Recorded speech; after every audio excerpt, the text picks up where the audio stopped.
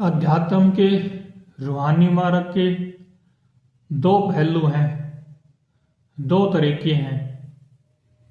एक का नाम है आत्मज्ञान, एक का नाम है भक्ति। अब कई बार ये शंका होती है, कुछ को समझ में नहीं आता है कि आत्मज्ञान भक्ति नहीं हो सकती और भक्ति आत्मज्ञान नहीं हो सकता।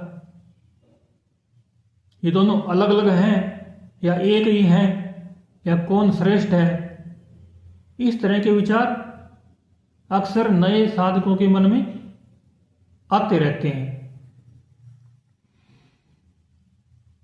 अगर हम भक्ति की बात करें या आत्मज्ञान की बात करें, इन दोनों ही रास्तों पर वे ही साधक चलते हैं, वे ही मनुष्य चलते हैं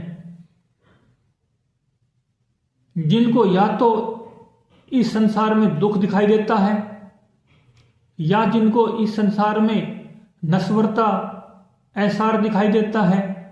वे ही आत्मज्ञान और भक्ति की खोज करते हैं। लेकिन जो दुखी हैं, ऑलरेडी दुखी हैं, शरीर से या टेंशन से, शरीर की बीमारी से या टेंशन की बीमारी से, वो अधिकतर भक्ति की ओर मुड़ते हैं।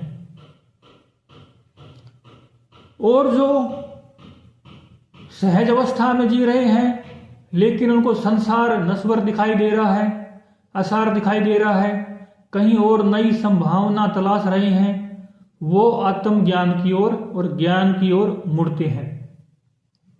यह आत्मज्ञान और ब्रह्म ज्ञान दोनों का एक ही अर्थ है। अब जो निर्गुण संत हैं, इनमें आत्मज्ञान और भक्ति दोनों शब्द मिलते हैं। जैसे कबीर साहब ने कहा है, आत्मज्ञान बिना क्या भटके,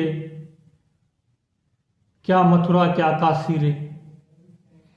तो मूल में बात क्या है, जो भक्ति की ओर मुड़ जाते हैं उनके मन के धीरे धीरे संसार के विचार विकार खत्म होने लग जाते हैं और वो आखिर में सिर्फ भगवान को बचा लेता है। आत्मज्ञान में क्या है कि सारे ही विचार खत्म करने पड़ते हैं,